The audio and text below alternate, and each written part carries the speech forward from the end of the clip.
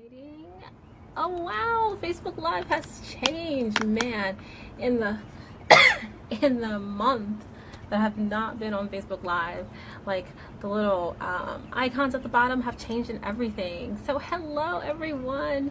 I don't know if anyone's checking in just yet, but I know some people will at least be watching on the replay. It is a little bit earlier in the day than I would have normally been checking in. Hey Brittany, how's it going?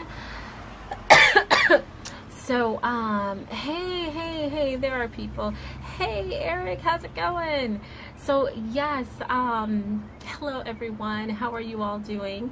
It has been a minute since I've been on Facebook Live, right? It's been a good minute. It's been, if you've been paying attention, it's been since the week before my surgery. And that's been intentional. The reason why I kind of decided to take a little bit of a break is because I wanted to really just kind of regroup and let my ideas really get a chance to form about what I really wanted to do next with my videos, because I love just sharing my life and what's going on with me, but I have a higher purpose, and I wanted to make sure that I was moving myself in that direction. So as per usual, I'm on my porch. So it's gonna be like people and noise and all this kind of stuff, and I myself am dealing with bronchitis. So if any of you in my inner circle have been trying to figure out like what's going on with me, it's bronchitis. I finally what do you call that? Not buckled down. I finally broke down and went to the doctor today, and that's what I was diagnosed with. So we know Western medicine is really great at diagnosis. So it's good to know what I have, so that I know now the best way to take care of it, which is what I've been doing, just resting and drinking lots of fluids and that kind of thing. So those are the kind of things that you got to do to kind of let your body heal especially when you have a viral infection. There's just not much else you can do. My doctor did put me on a prescription for steroids, which is why I am quite a little bit hyper at the moment, which is great because it gave me the energy to knock out a few things and to have the energy to jump on and do this Facebook Live. So I have wanted to do this Facebook Live since Saturday, since that day, but honestly, so hopefully no one at the event and no one here on Facebook, no one was able to see or tell kind of how I was actually feeling, because I was feeling quite crappy from Friday on through the weekend. I was feeling quite crappy, so it just didn't make much sense for me to try to get on and give my reflections at that point. But now I'm finally feeling a little bit better, and so yeah, so I just want to let you all know just a little bit more about the event and why I was so honored to be one of the finalists, and there were 4 finalists, and so I want to show you guys my little award, my Ambassador of Beauty award. Oh, thank you, Virginia. Thanks so much. You're so sweet. So I want to read to you what the award says. It's for exemplary service as an Ambassador of Beauty, and your work to support, encourage, promote, and change the concept of internal and external beauty for women of color. And let me read that last part again. Your work to support, encourage, promote, and change the concept of internal and external beauty for women of color. And honestly, I mean, the reason why this award means so much to me, even just to be a finalist, is because that is the work that I have been doing my entire adult life, is to really help people. It started with people. It started with helping people to take control of their inner environments, and hoping that them controlling their inner environments would help them to be able to then take more control of their outer environments. And then from there, it just, and my life has been a super interesting twist of events that have led to all different kinds of things, but it eventually led to me seeing that beauty was a great vehicle for that, was an amazing vehicle for that. Thank you, Timothy. I appreciate that.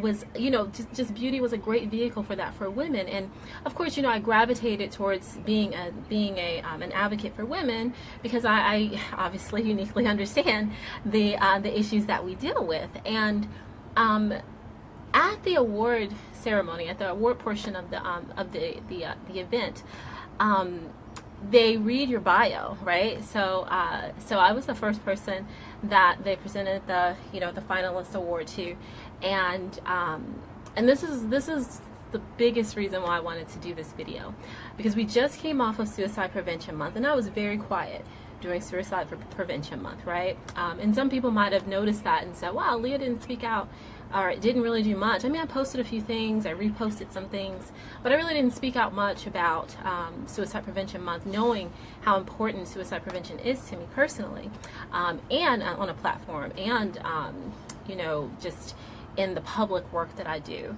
So them reading my bio, it's interesting, and I submitted the bio, right? I sent them the bio. Hey Harlan, hey Maya.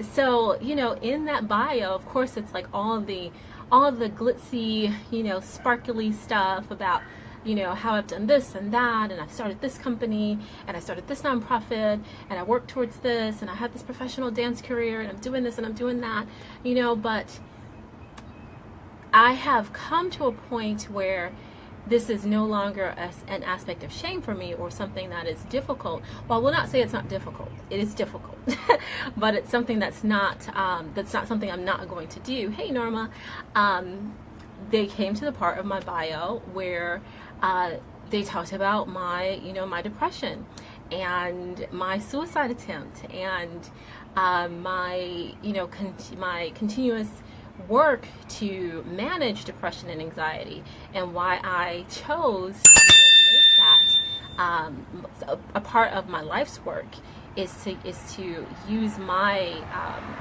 my platform, to use the work that I do, especially because I'm so familiar, so very well versed in how the work that I do has made that change for me. Of course, just just surfacely, yes, holistic skincare is awesome and wonderful. Your skin is going to be beautiful. Yes, dancing in and of itself is beautiful and wonderful. You'll look better, you'll feel better. It's just amazing. Yes, mindset work is great and wonderful, just because you'll feel better, you'll be able to achieve more, you'll be able to attain more goals. Herbal medicine is awesome. I mean, you're taking optimal care of yourself.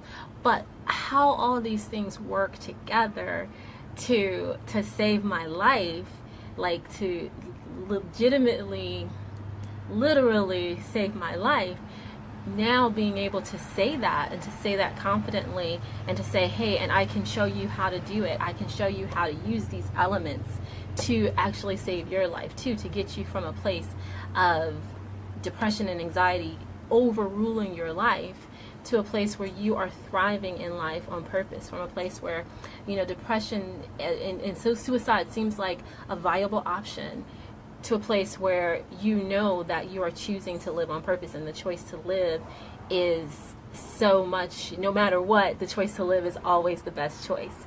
So when they read my bio, I can tell you, I mean, I had a moment where I was just a little bit, it was just surreal. It was just surreal. It was just like, wow, yeah, that's me. Yep, that's me.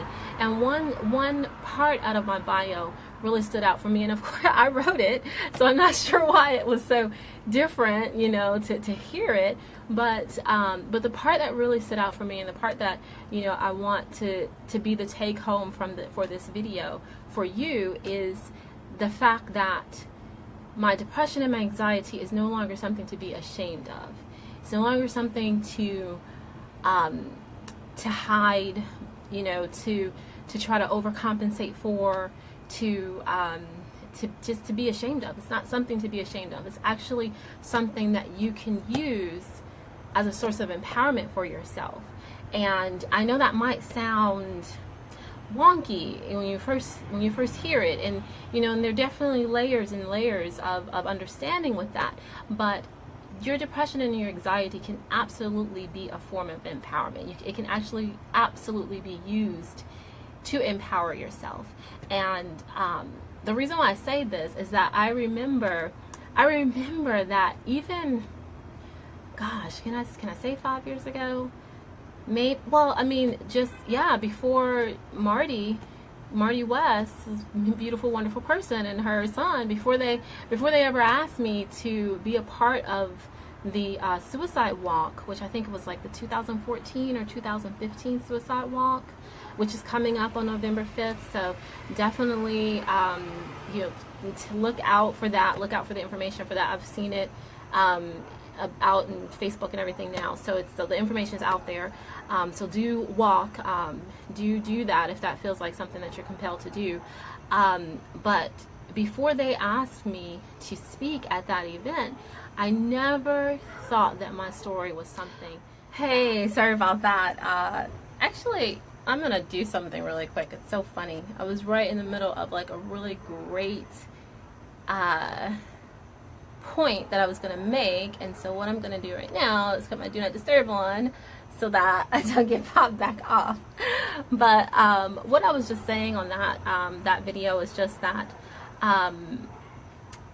What was I saying? I was at a great part.